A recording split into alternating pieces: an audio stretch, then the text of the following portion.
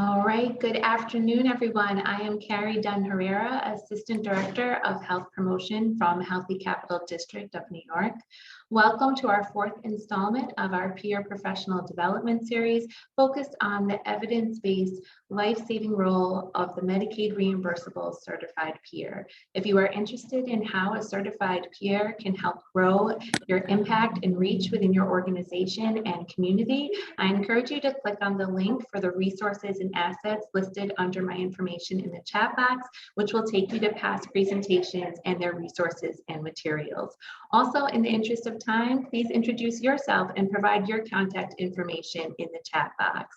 If you're getting continuing education credits today, the only thing you need to do is stay on for the duration of the presentation and complete the very brief survey at the end. However, we ask that all participants complete the survey because it not only helps with funding, but it provides us invaluable feedback, lets us know if the presentation met your expectations, and also helps with future planning of presentations. A few quick housekeeping items. As I mentioned, please keep your phones on mute. If you have questions, and we hope you do, please add them to the chat box. We will get to them all today if we can, but any we don't get to will be addressed in the follow-up email. The follow-up email will include a recording of today, as well as all the resources and materials.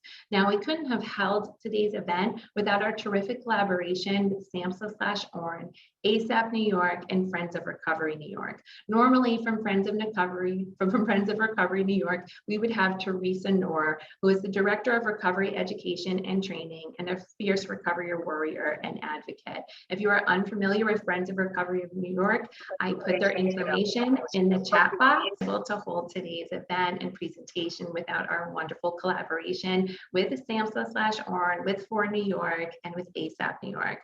Friends of Recovery New York, if you are not familiar with this organization, they are incredible, and I put their link underneath my contact information. On their site, you will find advocacy opportunities, training opportunities, information on recovery, and so much more. Also, you will be able to register for their fantastic conference, October 16th through the 18th.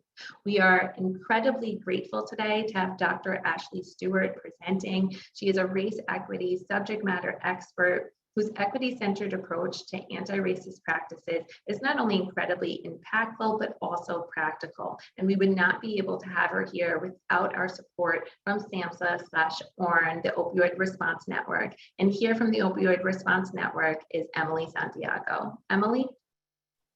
Hello, everyone. Thank you so much for having us. So like Carrie said, my name is Emily Santiago. I'm the Assistant Project Director for the Opioid Response Network, New York and New Jersey region. I'm also joined here by my colleague, Katie Cunningham, who is a technology transfer specialist. Like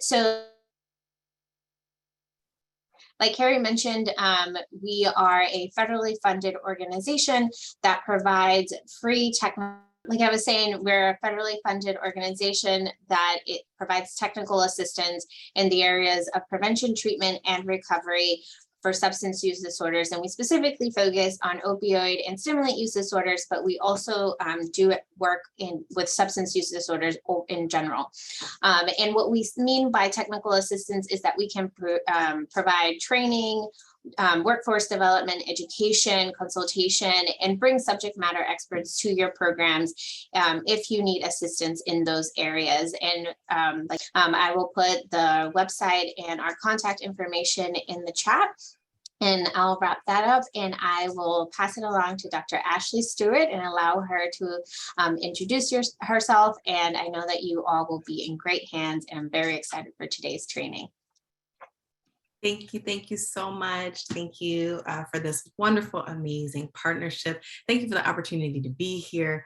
I'm super pumped. I'm super excited to have this conversation, to talk about disparities, to talk about the importance of peers, and to talk about equity, which is something I talk about every single day, right? And so I'm really excited and grateful to have this conversation with you all. I noticed that you've been putting in the chat where you're located and what kind of work you do. Please continue to do so. I really enjoy seeing where y'all are joining in from, as well as seeing the different work that you're doing.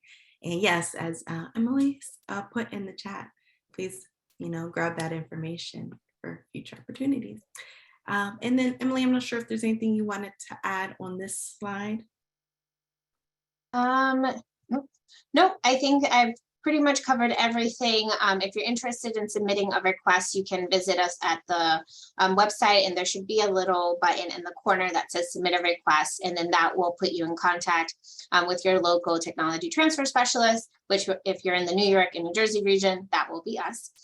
And one thing I did want to add, though, in terms of the evaluation, just to clarify, so the evaluation at the end of this training will be for the training purposes. So it's for the Opioid Response Network to get an idea of how useful the training is. If you are interested in CE credits, you will get an email following the training that will then have the evaluation links according to which CE credentialing you are interested in. So please be sure to fill out both if possible, especially if you're interested in continuing education credits. Please keep an eye out for that email. And we do ask that you, well, it's mandatory that you attend the full length of the training in order to receive continuing education credits. Thank you. Thank you. All right.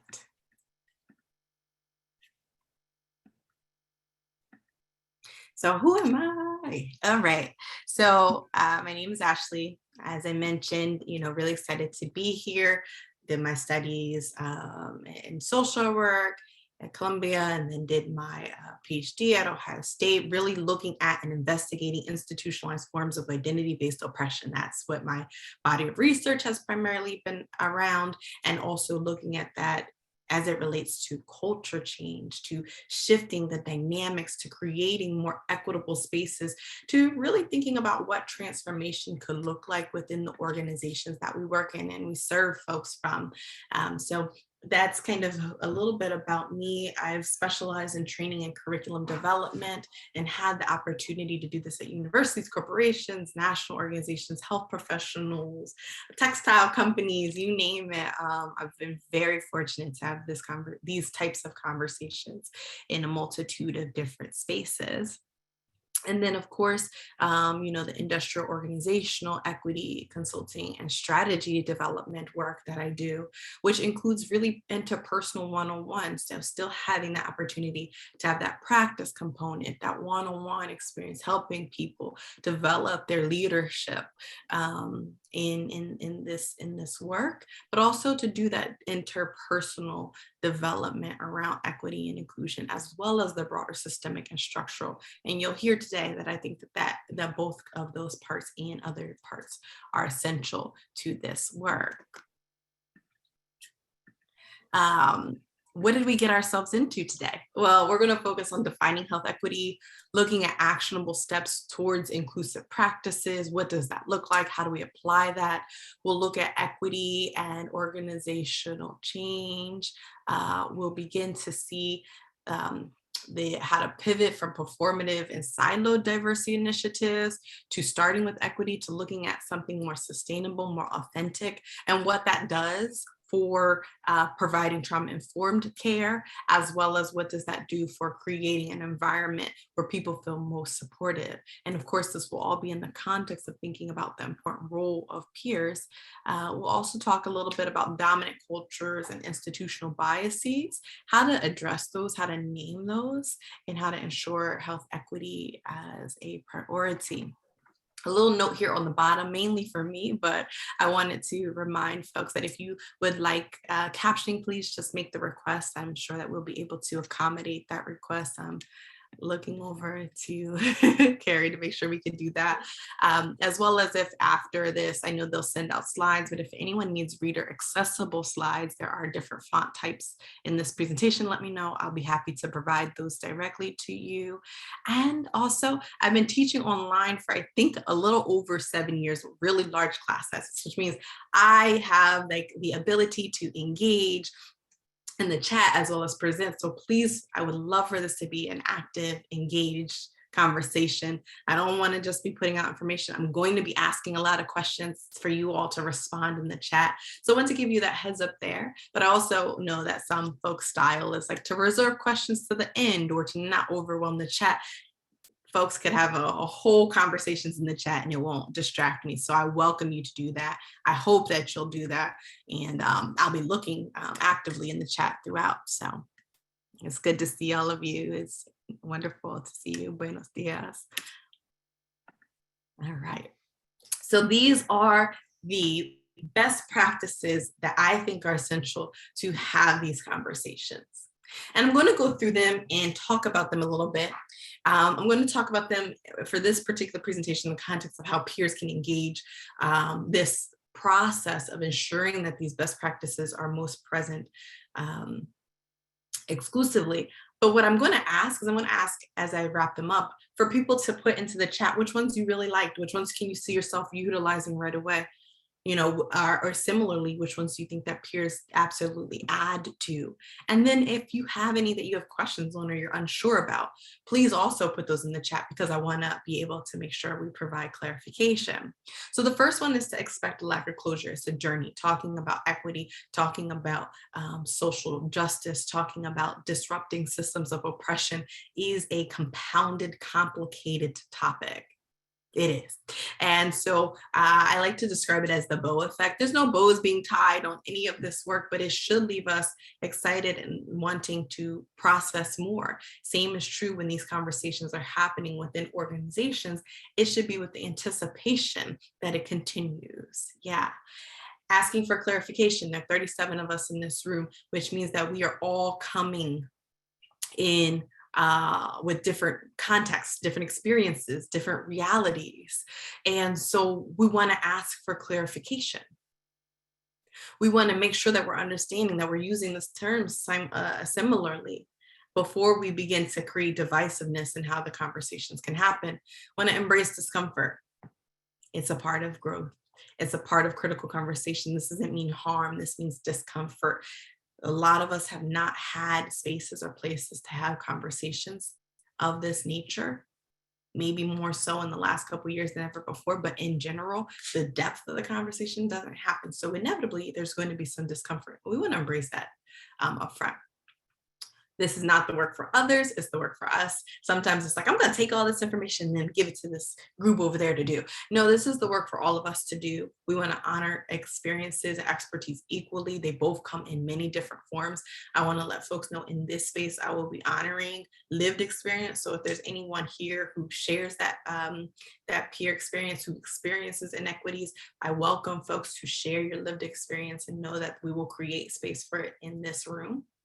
I see that someone put in the chat, safe and brave spaces. Absolutely. There's some parts of the conversation or some things that feel really safe for me to talk about that can be really uncomfortable for other people and vice versa. So there's an aspect of bravery that is required to have these conversations in a really meaningful way. So we need to be able to embrace and have both.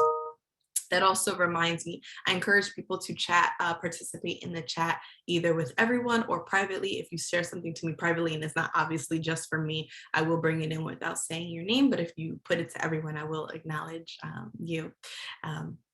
So thank you for that reminder. My absolute favorite is revisiting welcome. And this is acknowledging that we all process information differently.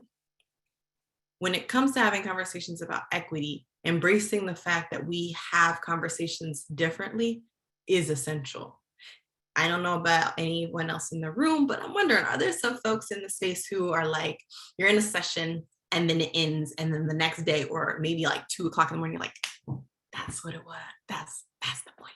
That's the point I wanted to make. And you're like, darn, I missed my opportunity to say that. Well, that reality is very true for a lot of folks, where we begin to process information after the period of time that we are currently engaged with the conversation. And so what I want folks to know is that at any point in time, if I'm on slide 28 and you're like, there's something that you said on slide 3 that I really I'm still wrestling with, bring it back up and I will absolutely support in that. And I will always create space for people to revisit and to come back to it. This is true outside of the context when you're having these conversations.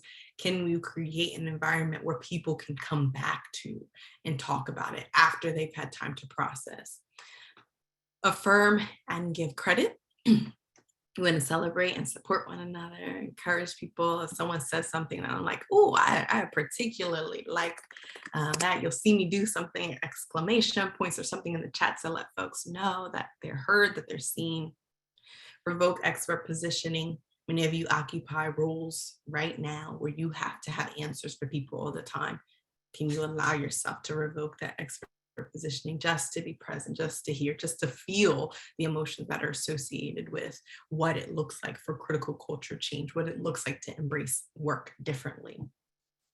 Listening to understand. Agreement is not always the goal or even the expectation or even possible, but critical listening and engaging is important. We want to be accountable for the impact of our words and our actions.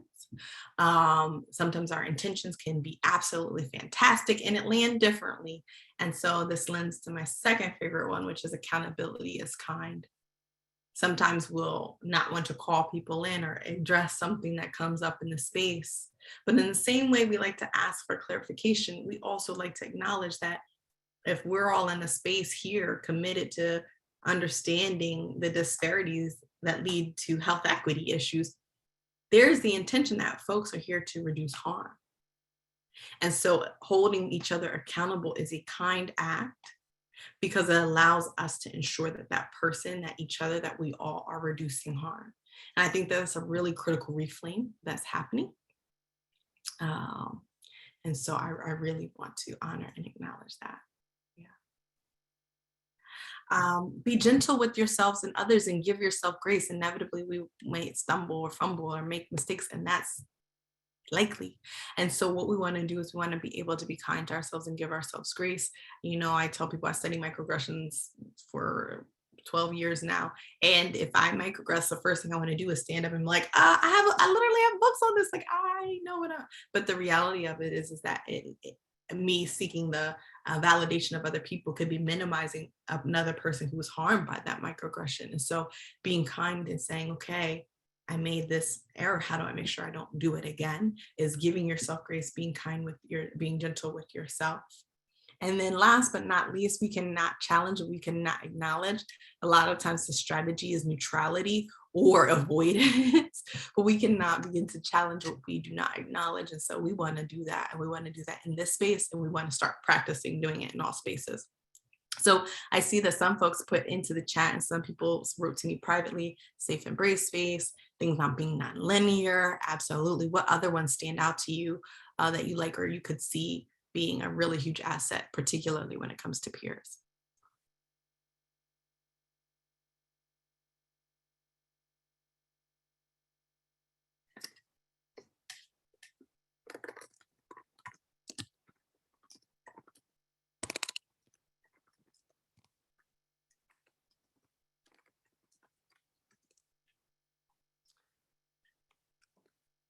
Accountability is kind. Mm-hmm. Yes. What else? Mm-hmm. Safe and brave space, another safe and brave space. It's okay to be humble and teachable. Yeah, someone says privately revisiting welcome. Mm-hmm.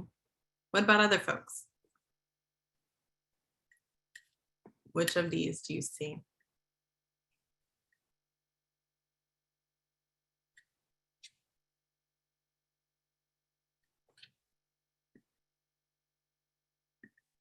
Give some folks time to type and think. Yeah, someone writes privately, expert positioning, being able to just sit with that. Absolutely, absolutely. As rule to revisit, as you continue to think about it, you are welcome to put it into the chat. So I want to start here with an equity first framework. And a lot of times equity and equality are juxtaposed against each other. So when we think about the importance of equity, we really think about, bringing in diversity. We want diverse people. We want to serve diverse populations. We want to have diverse representation. Absolutely, we cannot challenge. Yep. We want to ensure inclusivity, that those diverse, wonderful folks who we bring in are able to be included. And as a result, we will get closer to achieving this idea or this construct of equity. And, peers play a huge role in that. Peers diversify and ensure inclusivity and get us towards equity. I think that this is a really important thing to lean into because diversity and inclusion are absolutely essential. There's no shortage of research, no shortage of data or information to suggest or uh, to lack of research to support the idea that when diversity is involved, things get better. Like there's tons of research to support that. What might be some of the consequences when we start with diversity first and not equity? What could be potential consequences of starting with diversity first and not equity?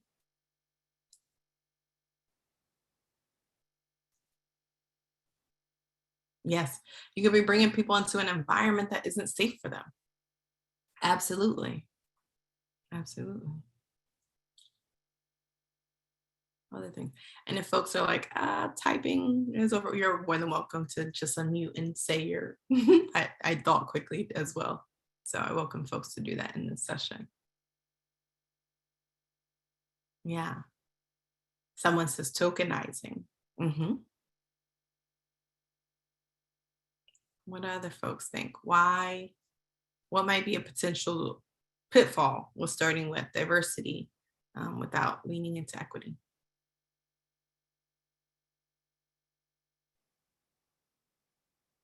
Right. Equity is the acknowledgement, the reality that there are gaps that have been consistent and persistent. There have been disparities that have been consistent and persistent. It's about acknowledging that everyone isn't entering into the space in the same way. I think equality is a wonderful goal, but equality is not possible without equity because equity acknowledges the persistent gaps, the disparities, the harm, the policies, the procedures, the culture, the environment. It acknowledges the emotional, physical barriers and violence that people have experienced. It acknowledges the fact that there are historical contexts that have created systems of disadvantage that people are still navigating through, even as circumstances begin to change and diversity and inclusion are a priority within institutions. We really have to lean in and say, well, what is equity? And what are the things in this environment that are communicating the desire to in the action of addressing and filling those gaps? We can't make this kind of critical change. And what happens when we don't prioritize equity is exactly that. We have diverse folks, we have wonderful people with lived experiences who come into a particular space and add such value, but then also have to navigate through environments that are not safe for them, that aren't set up for them, that aren't prepared for them, or that put the work of having to create an inclusive environment on them, right? And so this is where we start to see retention issues. This is where we start to see people be harmed. This is where we see people having to advocate for themselves to be included. But if we start with what is here in this environment, what are the policies, what are the cultural implications for equity that we can address so that when diverse folks are part of this environment, they can be included and there is a reduction of harm. And so it's a little bit of a pivot from the way that that we address it. Absolutely, you can chat instead of speak on the microphone instead of chat entries. Yeah. Did you have something you wanted to share? Yes, I do. Can you hear me? Yes, I can. Okay. Hi, Bill Gonzalez here. Yeah, when I look at this, I'm not quite sure what you mean. I'm trying to guess, but I don't want to guess either. Sure. When you say, what should we start with first? Start what? Start a conversation, start the process of change, start what? Yes. So in this session, we're talking about equity, right? So we're talking about starting the process of change. Now, for some people, change is going to be having a conversation that hasn't happened before. For other people, it's going to be completely revamping their policy for intake, right? So it really depends on where people are in the process. But this conversation around beginning or leading with equity, what happens when we start with equity instead of diversity, that could absolutely be in a conversation. Oh, I see. So it's the process of change that we're talking about. Yes. All right. One more thing, and that is when I look at these two processes processes, the top and the bottom, I see diversity and what I was thinking, and again, I understand exactly what you mean when you talk about equity first, but what I was thinking in terms of diversity is that by addressing that early on, we're able to do, God, I'm a teacher, so I'm being kind of nerdy here, a kind of a cultural or social needs analysis. Once, you know, who are the groups that comprise this community? What are their needs? How do they differ? And that type of stuff. And then we address those things. So again, that was my thought when we were talking about diversity. So I don't necessarily think that one is better than the other. And I don't think you said that. I think that two different approaches, but depending on how we interpret that, and I'll end with this. For example, cultural competence. You know, some people will say, you know, it's a problem because you walk around with this idea that I know it all. That's what it could be. But when you talk about with other people about cultural competence, they also include, no, cultural competence also includes this idea of humility. We're never going to know. So depending on who you talk to, we're talking about the same thing, right? That's my thought. Sorry. Yeah, no, great. Thank you for bringing that into the space. And I think that when we looked at that first line about equity, conversation, best practices, that asking for clarification is so intentionally outlined, because some people would argue that cultural competence and cultural humility are two completely different concepts. Some people will say that cultural humility is a part of cultural competence, right? And so that is a place where we begin to navigate through some of those could be potentially difficult conversations, but, you know, cultural humility leading with a different premise than cultural competence. And also some of that is time oriented as well. There was the literature about cultural competence, and then when the literature around cultural humility and how those things differentiated and how they were inspired and building on each other. So yeah, no, one's not more important, but the point that I think you bring up is so important, because there are many spaces and places where communities or individuals or folks who might be serving peers have expressed continuously their needs or issues, or that things have come up. And there's no shortage of information around that. And we're going to talk about that in just a moment. But, you know, we continue to assess without action, and assessment includes a really critical point about having the willingness, the resources allocated, the ability to, the investment to do something with that assessment. And that is an intentional move towards equity, to be able to do something with that assessment, to be able to gather information that we already have, look at it critically, and then ensure that we're making those changes so that when more diverse folks come, or when diverse people who are there are continue to be retained, that environment can be changed or shifted so that harm is reduced. So I appreciate that mode of clarification. No, thank you. Mm-hmm. So when we think about authenticity and bringing in authenticity, right? People being able to show up themselves, peers being able to contribute as themselves, employees or participants or clients or whomever we're serving, being able, authenticity creates an environment where people feel safe and more in tuned and connected to what they're doing. They feel connected to work. They feel connected to their community. They feel more loyal to their organizations and the purpose of it, which helps to attract or retain talented people, diverse lived experiences, and diverse participants as well. And with that, people are able to show up and be their best selves. They're able to do their best works. Employees experience being themselves. They don't have to hide or cover up their differences that make them unique. Differences and diversity are welcome. And so this concept of authenticity is an interesting one, because oftentimes it'll get, yes, exactly, of course. You know, there will be a time when there's like, you know, particular character nuances. But when we're talking about authenticity, we're talking about people showing up as themselves in their cultural identity, the ways that people have had to hide themselves or shift. What is the potential psychological, emotional trauma that comes with having to make those kinds of shifts and pivot? And to Flora's point in the chat, what does that look like when people who you're serving know that it's ingenuine? And so this authenticity is important to equity, but it also is important to having the necessary conversations. So these are some of the terms, because of time, we probably won't get to them all, but that I'll be using. And so I just want to use a little bit of time to clarify and talk about this. We talked about what is equity in juxtaposition to equality and diversity and inclusion. We'll talk about different types of oppression. And for this example, I use race, right? There's race, and then there's racism, and then there are the different layers of racism. And so as we hear or talk about different types of oppression, I do want to make that distinction to acknowledge and honor that there's a complexity to it that we could potentially spend a whole nother session diving into, right? Yes. Oh, absolutely. No, that's a great question. I thank you for bringing that in alignment with, I'm comparing it to. Thank you.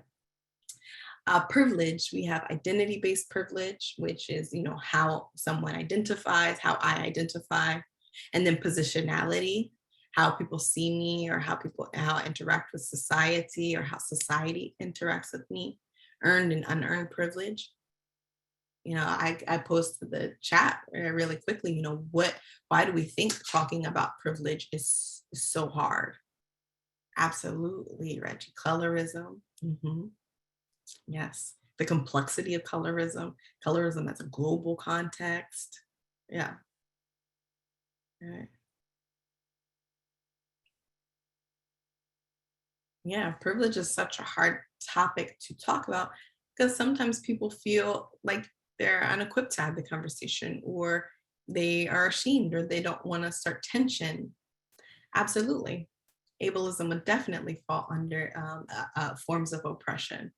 Yeah, ableism, ageism, sexism, heterosexism, religious-based oppression. Absolutely. You have biases, implicit, explicit, and institutional, which we'll actually dive into more in depth. Concepts like microaggressions that folks are familiar with, but we don't necessarily have the full context around, right? So I'll be using a different type of context of microaggressions, and I want to name that xenophobia, right? Not only the fear of people who are considered to be outsiders within a particular culture, that narrative or that language around it, but also just the mistreatment of people of immigrant experiences and people who share or bring different cultural experiences into a place, different countries. I know several different acronyms for ACEs, so I just want to make sure I'm referring to the right thing for us. If you could spell out that acronym for me so I can make sure, or say what you're referring to.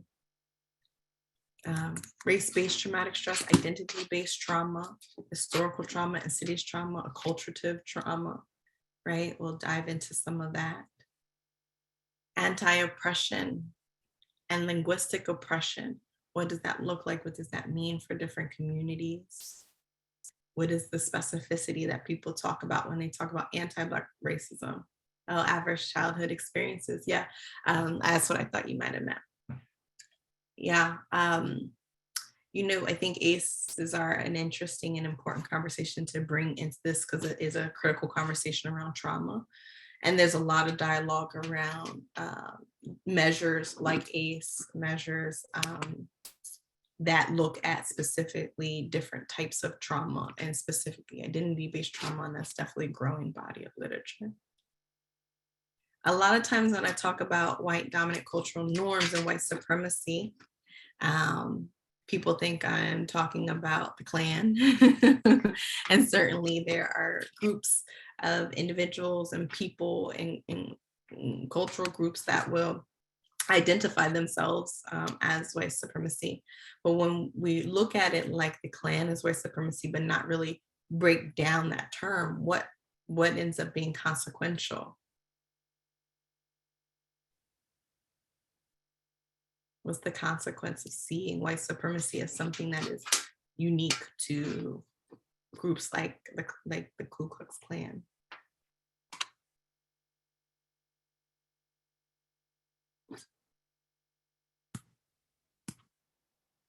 Feel welcome to put in chat or unmute yourself briefly.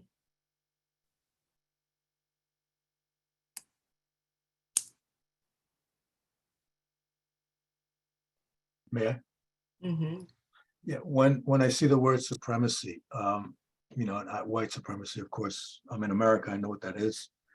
I think I know what it is. It may differ, I don't know. But I spent 34 years in Japan. I've traveled around, blah, blah, blah.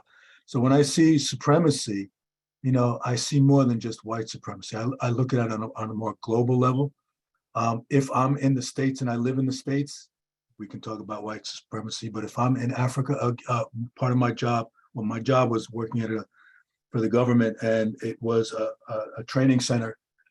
And the reason I'm bringing that up is because we had 32 languages and probably 42 teachers from all over the world. And a number of them were from Africa, because a number of the people that we sent over were going to work in Africa. So, when I see the word supremacy, you already hit on it, this idea about colorism. I never heard that before until I was actually in Japan. And then I heard that, or tribal supremacy, or, all kinds of stuff. And so I see it when I see supremacy, I don't just see white, because I've been exposed to other areas. But yeah, just a thought I was just throwing out there. Absolutely. Yeah, so it breaks it down a little bit more. So when we're talking about what is white supremacy, it is the idea or notion that the construct of white, and again, a whole nother session, but that the construct of white and things that are closer in proximity to the construct of whiteness are seen as more supreme, better, ideal, culturally appropriate, all of those, which comes into everyday life. And the things that are associated further away from that construct are seen as less ideal. And we can see this, and on a global perspective, there are global implications of it. There are other countries, other continents where the idea or the construct of white, it looks different. And so it is a global phenomenon. And it's also, I want to bring it to the base root of it, take it away from a particular group, but instead highlight what it is implying. That is that there is a social construct that's associated with something that says that things that are in closer proximity to this are seen as more ideal, better, the right way to do it, etc. We can look at this through the context of like language. I experienced a lot of time in school. I learned how to write and read in a particular cultural way. And then when I got into the role as a professor and worked as like a program director for graduate degree programs, I held those same expectations, the standards of communication, as being seen as the most ideal. And if my students weren't writing or communicating in that way, then that would mean that they were not meeting the credentials or the requirements for what it meant to be scholarly. But the reality of it is there are a lot of ways, a lot of culturally appropriate ways that they could express their learned knowledge.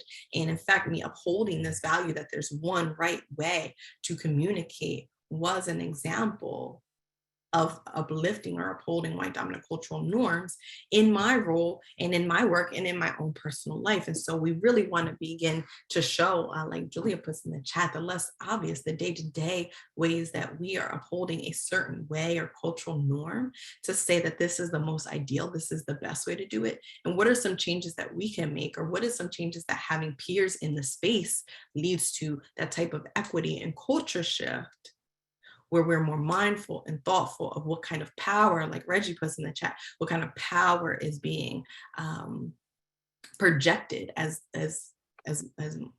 ideal and as right. Yeah. Reggie, I saw your box light up. Was there something you wanted to add, or? Okay, I think it just lit up. Just that, these are difficult conversations, and your delivery, is excellent, which I think I mentioned to you before, because depending on who's delivering the message, one may put not just emotion, but rage into it when they deal with this on a daily basis. And then they hear other people trying to minimize or conflate, a different message. Sure. And, it's just an important conversation. Absolutely. Yeah. Absolutely. And I think with the intention of this space, right? Like this is a space where we've come to have the conversation and we want to be able to participate and engage with it meaningfully. And I think that this is where change happens. The most important part is that we're developing a similar understanding or challenging the notions around how we talk about it so that the conversation can happen. And that is the ultimate goal, because we want cultures to change. We want equity to be paramount, and we want peers to be able to add that value of inclusion to the work that we're doing. Yeah, I'd like to add that, it's absolutely true that, you'll have people that try to minimize things. We need to be careful, and maybe this is just me, when we say minimize, we don't mean to address those people who just have a different opinion or have a different, a different take on what's going on. So, as long as that's what I hear when I hear people speak. And the other thing I was going to add, it's interesting that you brought up the example of language, because I was a language teacher. And in Japan, for example, if you don't speak Tokyo Japanese, you're looked down upon. And in England, the BBC, they use what they call the Queen's English. You can't use any others. So I think, there's a number of things that come into play when we talk about that. And then the last thing is, when I see white supremacy, based on my experience, I would change it to light supremacy, because no matter where you go, the lighter you are, it seems to be have more privilege or that type of thing. Yeah. And white is at one end of the scale, I guess. I don't know. Well, and precisely why, the early discovery or quantification of race included the term white, which is why it's white supremacy and not light supremacy, because it is things that are in closer proximity to the construct of whiteness. Yeah. Great question in the chat about, is it best to identify or call out microaggressions?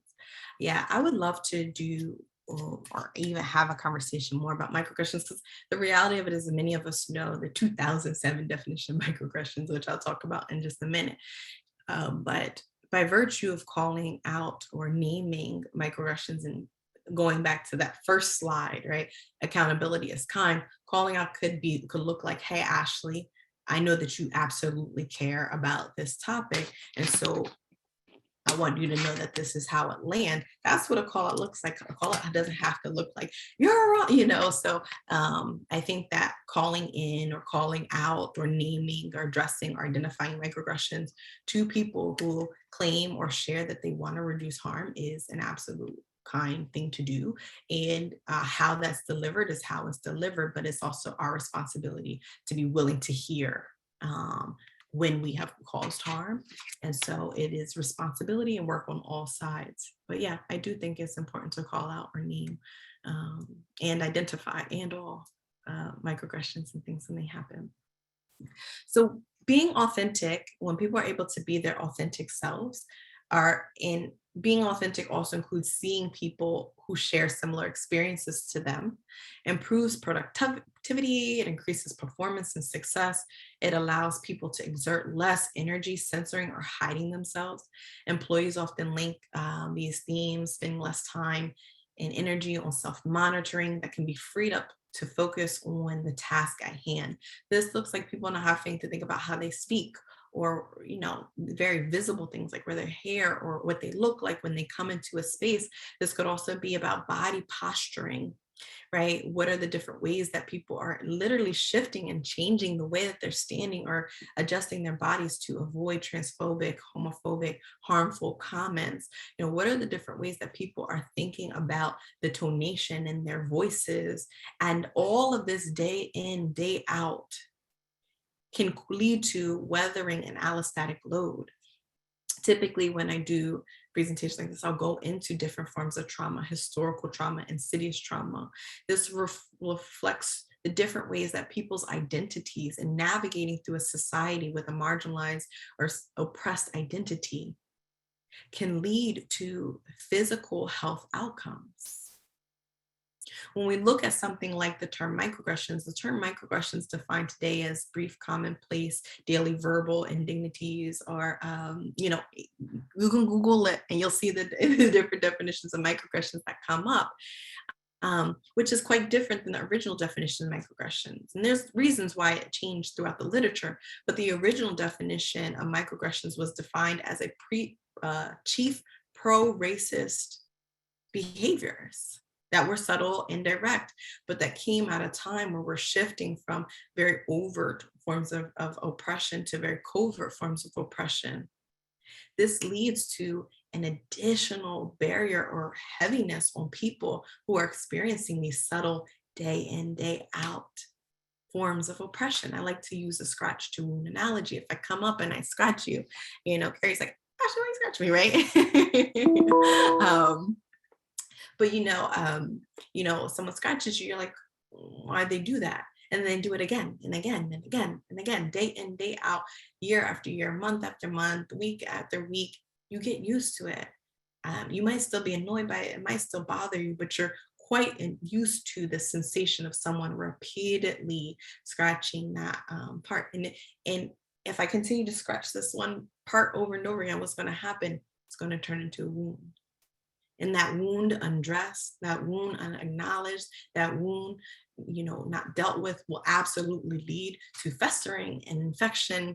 And that's where we start to see critical health disparities emerge.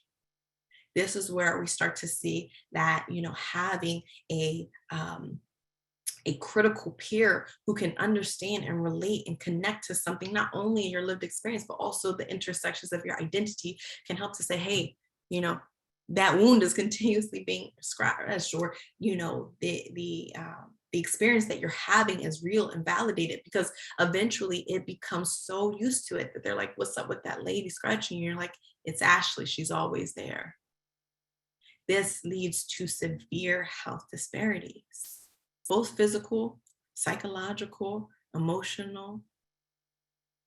This is a really important conversation. Yes. Yeah.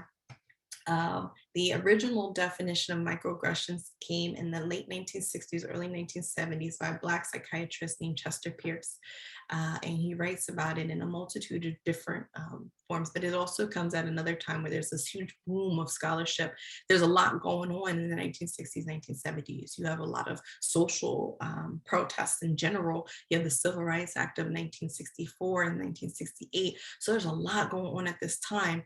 And the term surfaces as a way to address the fact that what is used to be, you're not welcome here, you cannot come here. There are laws and policies turned to, I'm going to create an environment that feels so emotionally unsafe to you that you're not going to want to be here.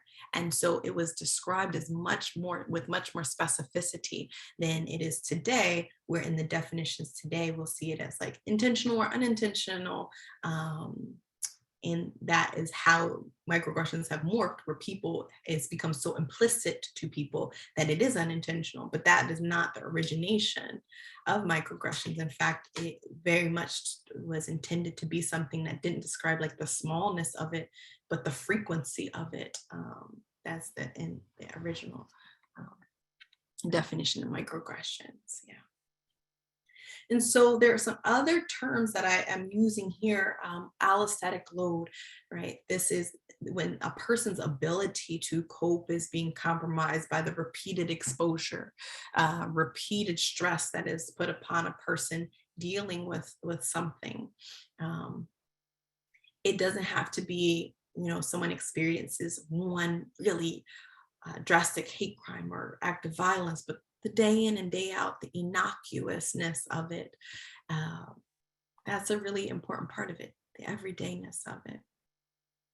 I typically would, and hopefully have an opportunity to go into different types of trauma, because it also looks different, right? And based on different identities, these scholars have been careful not to pathologize people and say, let's help or, address the needs of people, which is absolutely paramount, but let's also address the systems or procedures, the policies, and the culture that allows that continuation of harm to happen repeatedly over and over again, is a really thoughtful consideration. We know that this is consequential because we can see it through energy depletion, people code switching. For folks who aren't familiar with concepts like code switching, that's when people are physically shifting and changing the way that they talk, literal cognitive reprogramming to be safe in a particular environment, where you shift the way that you engage to in an instant, to be able to be safer in that environment, even if the way that you would initially present is just naturally culturally relevant to you. Feeling like you don't belong in a space, imposter syndrome, assimilation, and just sending a moment of honor to people in the room who have lived this and who knows exactly what this feels like, and might even be feeling some tension in your body right now having this conversation, because you know this so real and so vividly in your own life. It's consequential to overall wellness, and it's consequential to everyone in overall wellness. So promoting or prioritizing equity is essential. When an environment feels threatening, we tend to conform. Just to further that point, we tend to conform to achieve a sense of protection or safety, right? We're not talking about people wanting to I want to be myself. Yes, people want to be themselves. We're really talking about safety. People who are willing to take this on see more innovation, more organizational learning. People feel more confident, they feel more engaged, they bring their true selves to work. And when that happens, that's where we really start to see transformative change. And that's something that I want to lean us into today. I want to start talking about, what does culture change or culture shift, depending on which way you like to look at it. What does it look like? How do we begin to achieve that? What are the different steps that need to be taken so we can create an environment where people aren't experiencing all the things that we just talked about in the previous slides, right? And honoring that would all need to be, needs and deserves its own time. Yes, there will, the video will be shared, absolutely. Yes. Tyrone, thank you for sharing your experience in the chat. Yeah.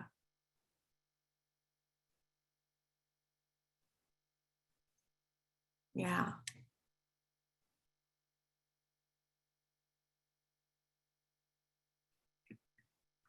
Right.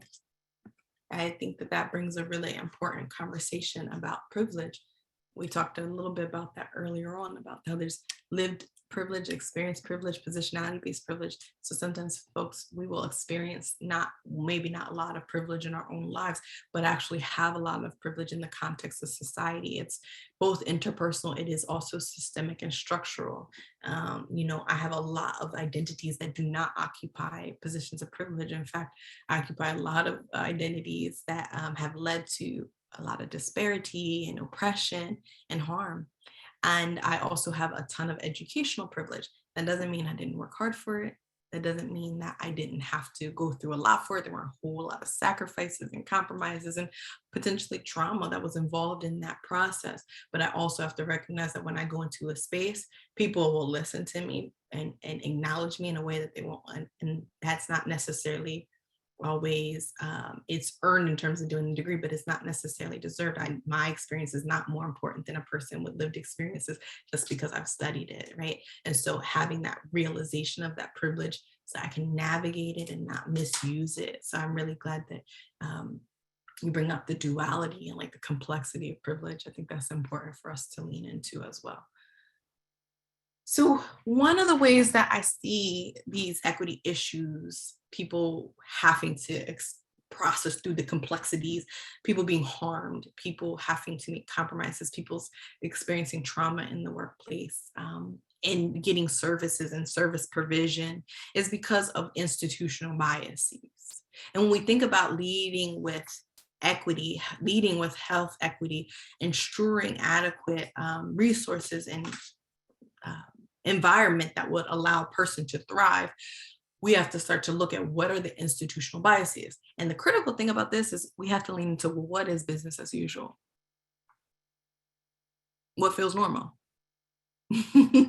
Religious are the things that we don't have to think about on the daily basis, right? And so by virtue of how it exists and shows up, you could literally go through each and every day not even thinking about it, because it is so internalized, it's so institutionalized.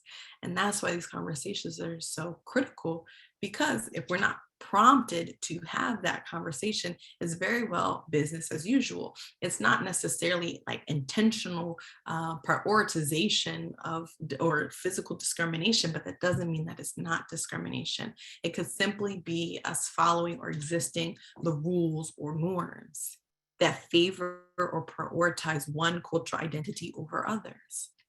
At this point, I have a lot of folks usually share experiences that they've had in work, or people, participants or clients that they've worked with experiencing things, being told that they're not able to speak their home language, not being able to show up culturally, listen to the music that they want to listen to, all of these different things that are just seen as outside of the norm, that are very culturally normative for other people. But it's the prioritization or the supremacy of one cultural or value and norm over others. These biases are felt and experienced. They're like a transverse energy, you know, they are deeply rooted. They're compounding sources of oppression.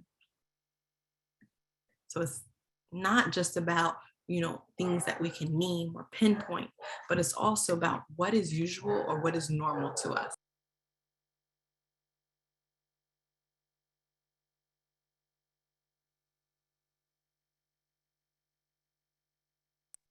Sorry, there's moving happening out front of my house. So if you hear Huey, you can just excuse him for a moment. And so when we look at equity related health disparities, we want to look at it through the context of a few different things.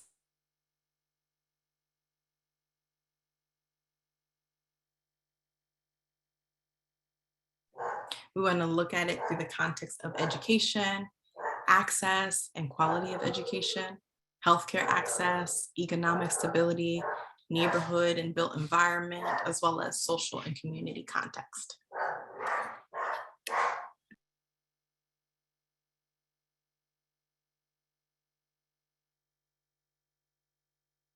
So when it comes to education, and we think about education and access, education and oppression, what are some of the things that come to your mind?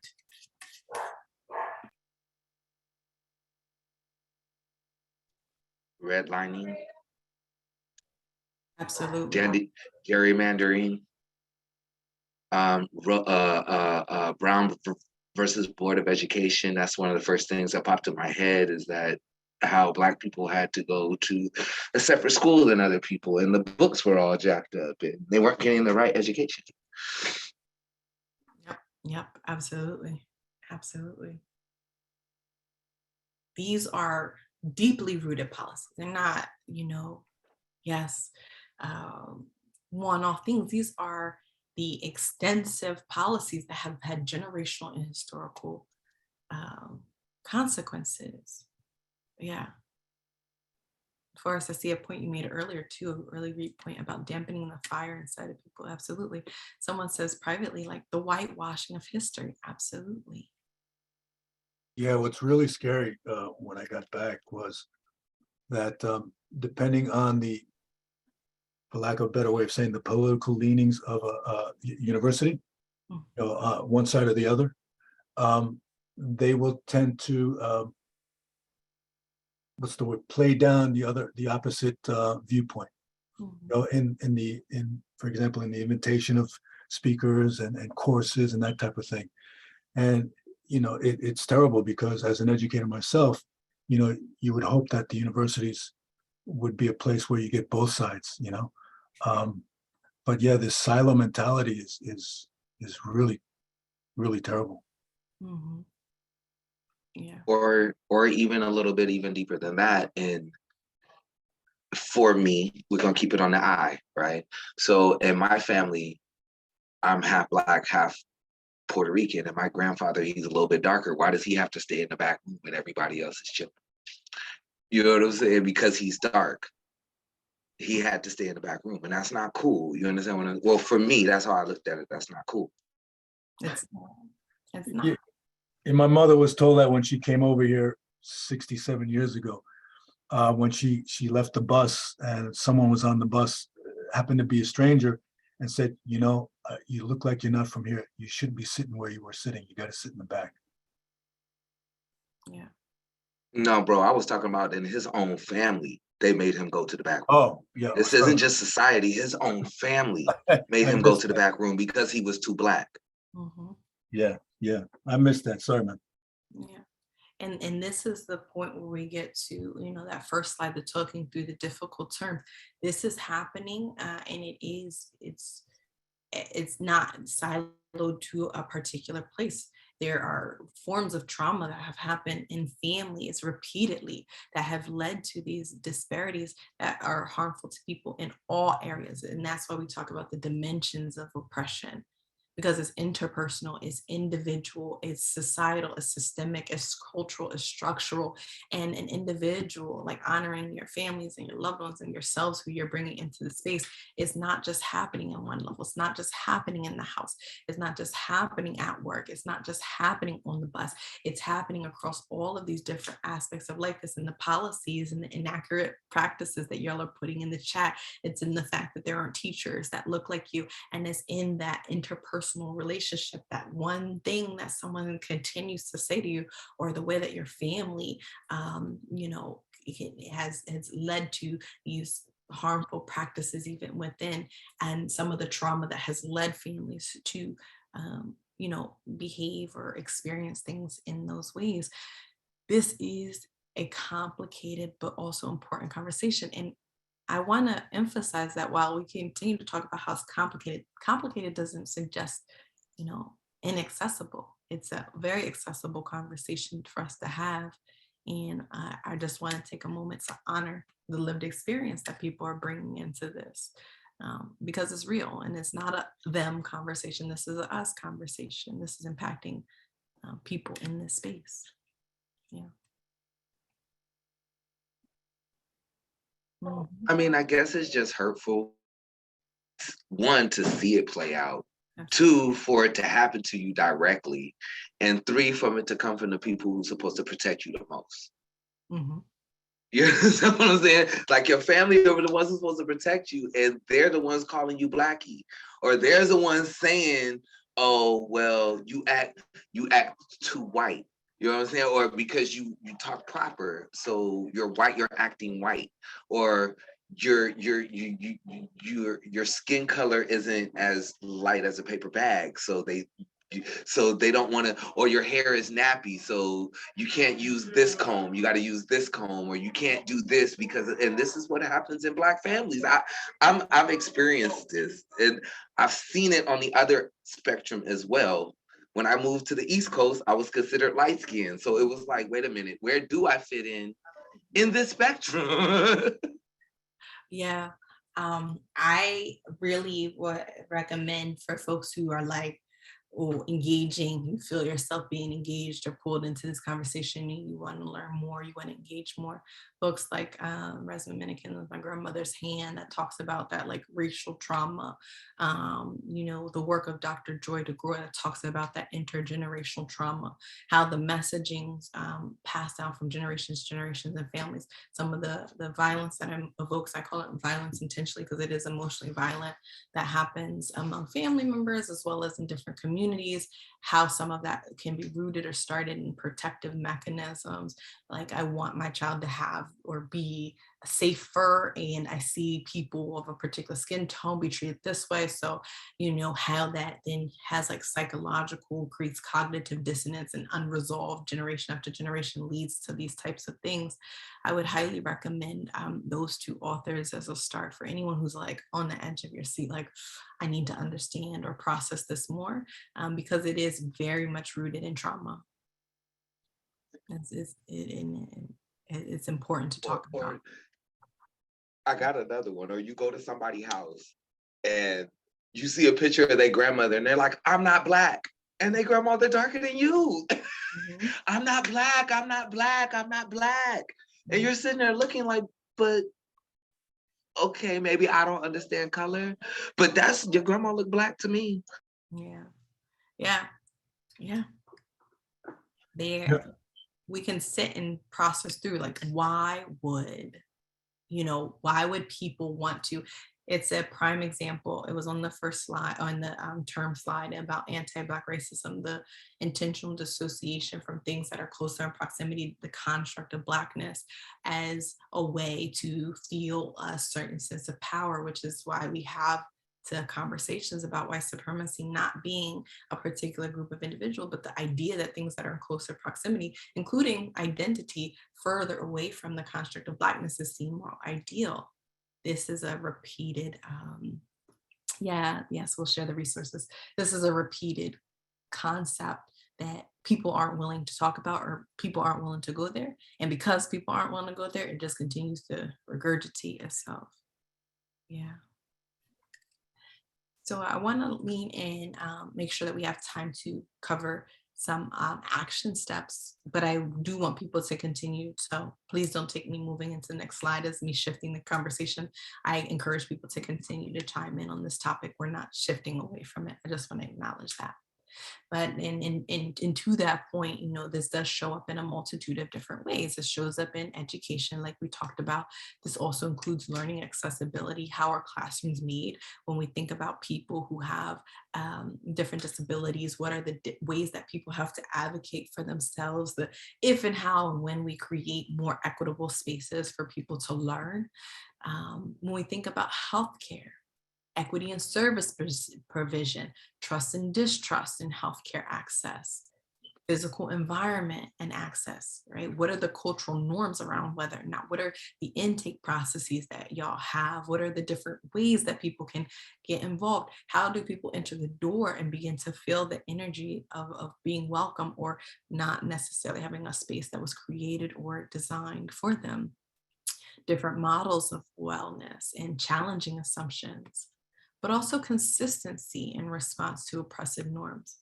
We'll go through some of the work of Ken Hardy in just a minute, but I want to highlight something really specific here that I think needs to be named, and that's, you know, a lot of times we'll try to address inequities and we'll have a program, or we'll do an initiative, or we'll do something. And as a result of doing that something, we're like, well, why don't people feel you know, more inclusive? Or why don't people feel like they want to come and participate here? Well, because there's a consistency. What has been most consistent for folks are that systems are not created or designed for them in mind. And it's going to take just as much resilience on our part to continue to demonstrate our commitment to care and equity for this change to occur. Mm-hmm. Yeah.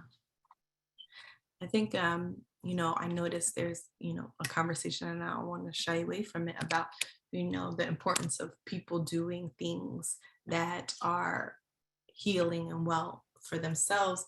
And, you know, the concept, or I'm not sure if people are familiar with like the color blind ideology, not seeing race or not engaging with race. And just to name it, because it's in the space, I want to kind of go through a little bit of the history or the background around that.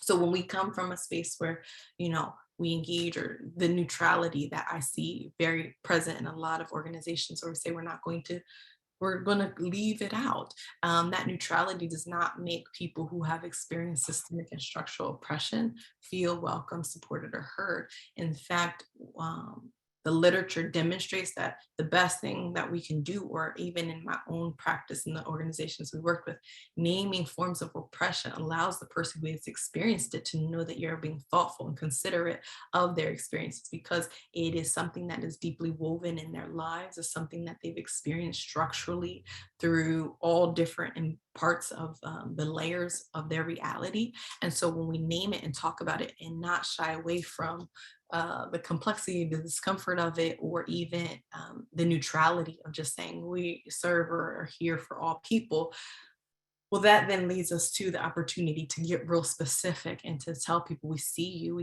for what you've been through, we see you for what you're experiencing, and we acknowledge that this systemic, structural, and interpersonal, all levels and dimensions of your experiences are going to be acknowledged or rooted in this space. And I think that that's really important to note as you all think about it on an organizational level, as well as personal, right? Because it's also really real and valid for people in their day-to-day lives.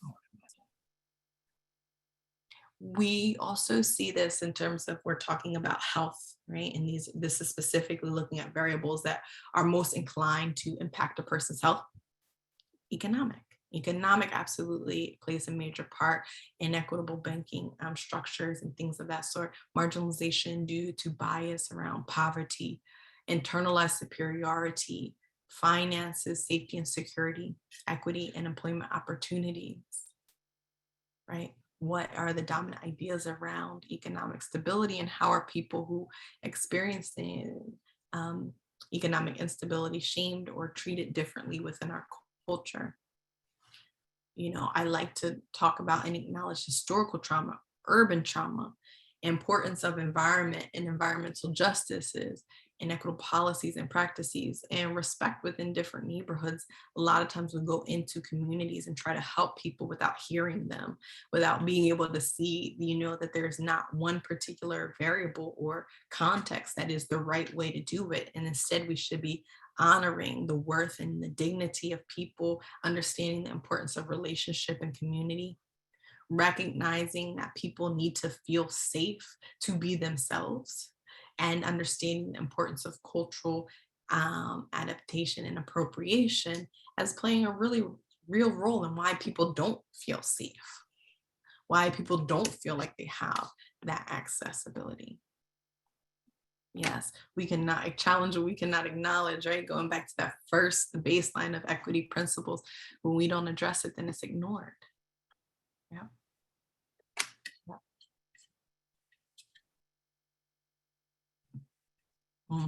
Yeah, real consequences like this instance. Yeah. And so I want to just go over this very quickly, but talking about biases, you have implicit biases. These are deep in the subconscious, pervasive, not always aligned with spoken belief. Someone could be in this space and say, you know, I really stand in solidarity with X, Y, or Z group, but have internalized beliefs or values that, you know, don't necessarily align with that outwardly spoken belief. And then you can have your explicit, your preferences, your beliefs, your attitudes, the things that you communicate openly. And that's in connection to talking about it on an institutionalized level. So what do? We have all of this information. We've had some dynamic conversation in this space today. When we begin to think about how do we engage, interact, or intervene, and begin to think about, you know, what are the meaningful things that peers involve in this process, we really want to begin to say, how do we respond in our bodies, and how do we respond within institutions and organizations? And so even, you know, we've had some dynamic and even uncomfortable conversation in this room today. So I want you to kind of think about today, but maybe even other experiences that you have as I go through the next two slides. We want to recognize our different zones, our different comfort zone. Our comfort zone is when we're like not easily motivated, we're maybe even sitting back or disengaged. You know, there isn't necessarily that intensity to participate. Maybe you're experiencing your stretch zone, you're like leaning in, you're excited, you're taking notes. Maybe some folks felt a little overwhelmed and activated into the panic zone. This is adaptive from learning model zones. And you start to see this happen, or maybe someone decided it was their opportunity to go grab some water, step out. I want people to be in acknowledge when that panic zone arises and you're thinking about how to ensure equity within your organization or how to incorporate people meaningfully. That's a place to lean in and say, what are we missing? What lived experience needs to be in this space? Or what am I experiencing that's particularly uncomfortable for me that I might need to come back to revisit, especially if I'm saying that I'm committed to doing this work in a meaningful way. And we will go in and out of these zones. We don't stay in one. Sometimes we go into the panic zone because we feel personally, you know, connected to the topic, and that's okay to do. But recognizing when we go into that zone is important. This scholarship comes out of racial anxiety, and it begins to look at how do we address or react in our bodies. Do your facial expressions start to change? Does your eye contact start to differ? Does your tone get louder or does it get softer? Do you physically distance? How many folks scooched back in the chair or leaned all the way in? You know, do you start to face fear? If I say this, if I share this, what are people going to think? Do you start to minimize? None of this is like really that big of a deal. Do you make jokes and create laughter to ease the tension? Do you start to worry? Do you begin to intellectualize? Well, Ralph and Charles in 2020 posted that. Do you start to engage in this? I cannot believe this is happening, the disbelief. Do you feel guilty? Do you feel silenced? Do you feel polite? I'm so sorry. No, I'm so sorry. It's okay. No, it's totally fine. No, it's fine. Or do you demonstrate a level of disgust? I cannot believe Dr. Ashley just said, I would never, right? Instead of connecting with people in a mutual or shared space. And sometimes, yeah, let me check my feelings thermometer, right? I feel it in my fingertips. I do this. And I know that when my fingertips start to tingle and I do that laugh, something inequitable has happened. And then you can begin to, I love what Forrest was in tap into your toolkit for how to manage those feelings that are coming up. And I also encourage people to utilize this tool as we think about observing our bodies as a way to say, that's my cue to do something, to engage, that something needs to change or shift. And you might not be the person who brings it up or talks about it in the moment, but perhaps you utilize a specific type of advocacy tool that you have to be able to say something or do something, as opposed to just like internalizing those feelings and not saying or doing anything at all.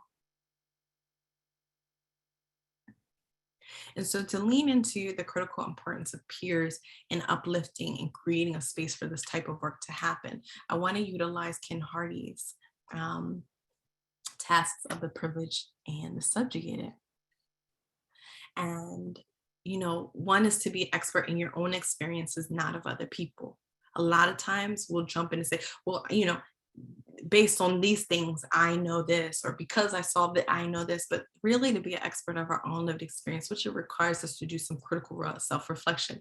Peers do a lot of critical self-reflection, and they bring not only their own lived experience into a space that can be healing for other people, to create the space for telling of one's stories. I want to hear what you have. I want to hear your experience. I want to hear from you. I want to make space for both thoughts and feelings. I think this, but I feel this. Yeah. How many of us can relate to that? And peers provide such a unique space for that to happen in tandem, in relationship with service provision, right? Providing service that is thoughtful and mindful of these things. Then Ken Hardy talks about the tasks of the privileged and the tasks of the subjugated. And the task of the privileged is to resist the false notion of equality. It's not helpful to equate suffering. Yeah, no, I know exactly how you feel because I experienced this.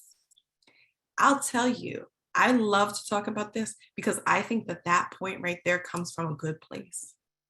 It comes from an intention to connect with someone. It's an attempt at empathy. I'm connecting with the part of me that best understands or connects with what you are saying. And so I'm going to use this example that's personal to me to say, I understand or I know what you're experiencing. And when someone is needing support, that is not helpful. It's comparative, right? And we want to create space for people to tell them stories.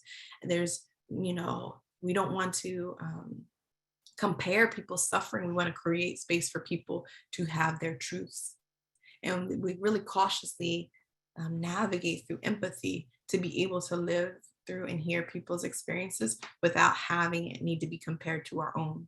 Intentions versus consequences. We can have great intentions, but the consequence might not lean the same way. Taking history out of the context. If someone's repeatedly had a non-positive experience with a particular organization or with health provision in general or with mental health services, or that history does matter. The history of mental health, the history of diagnoses, the history of that matters. And what we see is sometimes so far away. We remind ourselves that 5 generations is very present when it comes to even narrative sharing within families, things that are observed in current time for families. So history does matter. We cannot understand people outside of context, and perception is based on a bunch of little bits of data that people have collected based on their own and other people's experiences, and we cannot minimize that. To not be consistent, to not give up, even if we feel rebuffed. We did a really great initiative and it didn't yield the response. Consistency. What has been most consistent to people who have experienced oppression?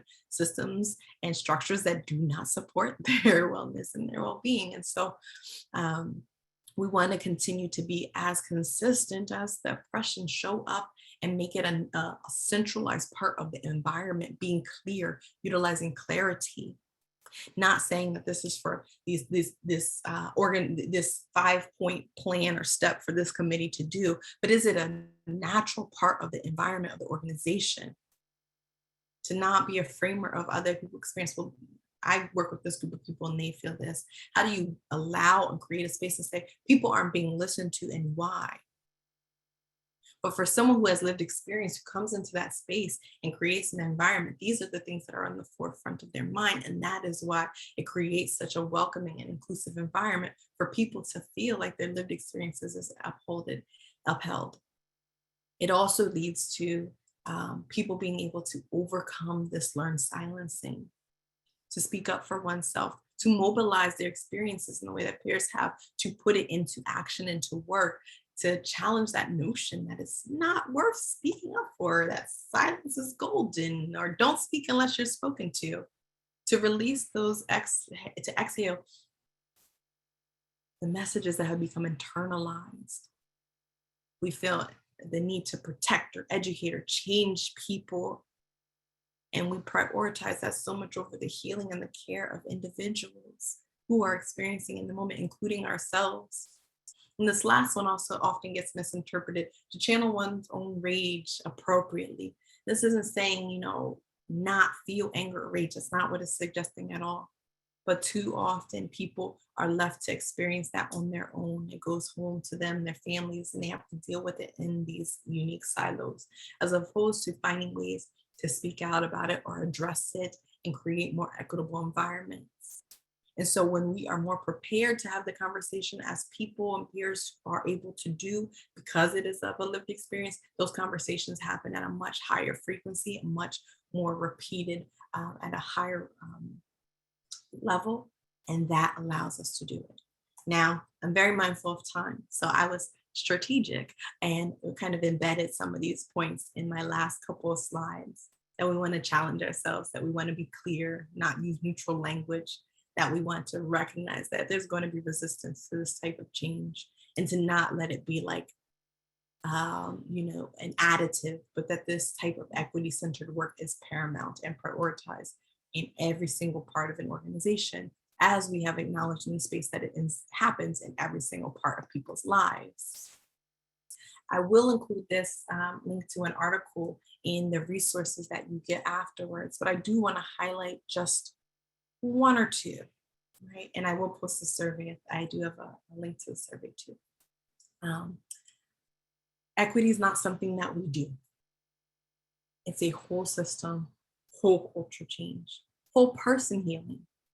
We don't want to silo it. We don't want it to have it be a single charismatic leader, because when that charismatic leader leaves, then guess what happens? The equity begins to dwindle too.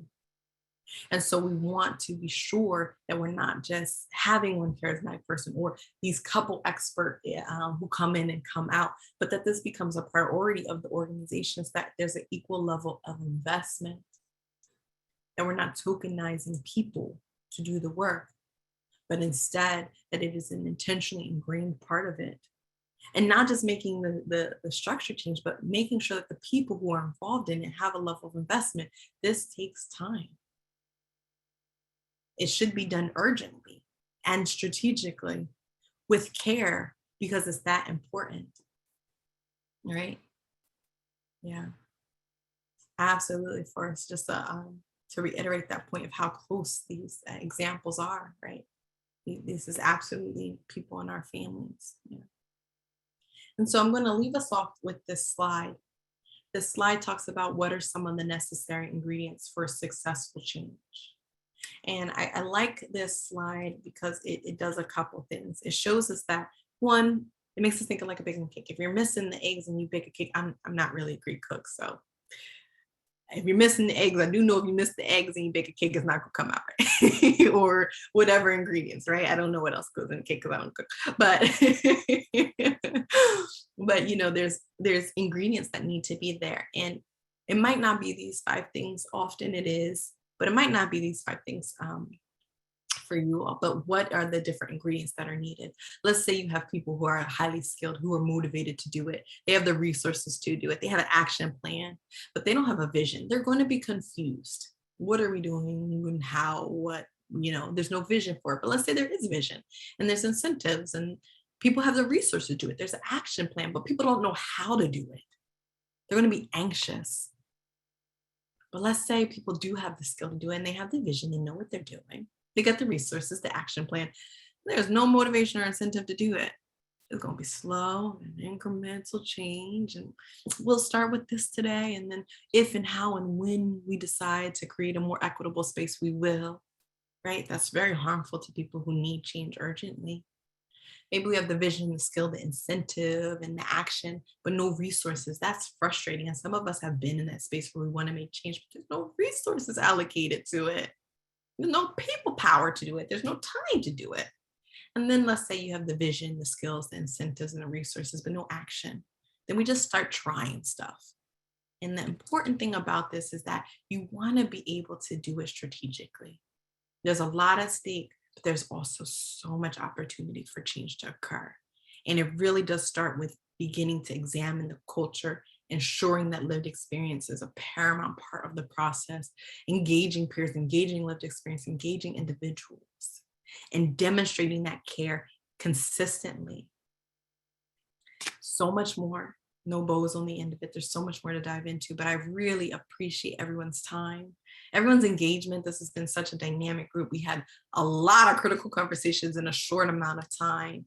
And I really look forward to continuing the conversation with you all. Thank you for being here and happy to stay in touch. And please keep an eye out on the chat for the information from Carrie and Emily so that you can stay in touch with them as well.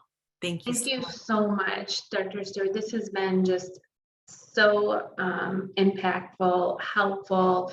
I really, at the end of like presentations, you know, I always ask folks, like, what is one thing, one message that you would want people to take with them? And you've given so many treasures. I'm like, what will she pick? But I would love to know that if you wouldn't mind.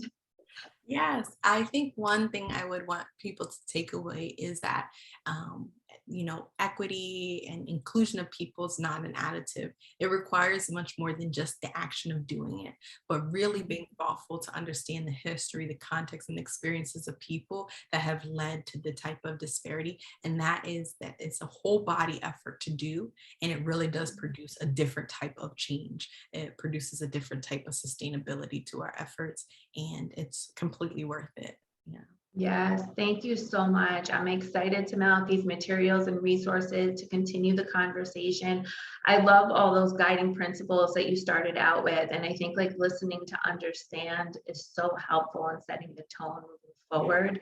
But thank you all so much for your time, for your interest in this subject. I will be sending out the recording, materials that you referenced, other resources and tools, and feel free to reach out anytime, but I look forward to seeing you again in the future. So thank you, everybody.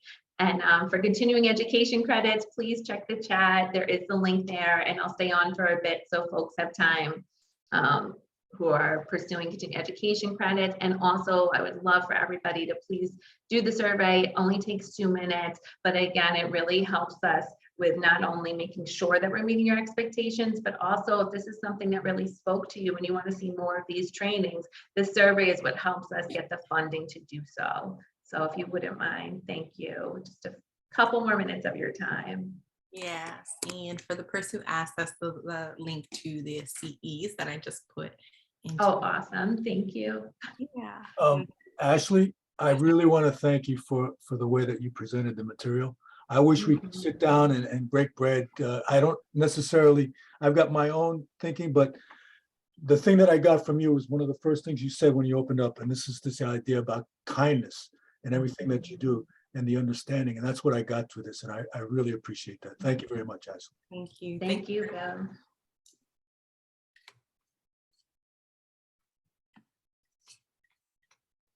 I'm gonna pull up the ORN survey as well, in case anyone wants that one again.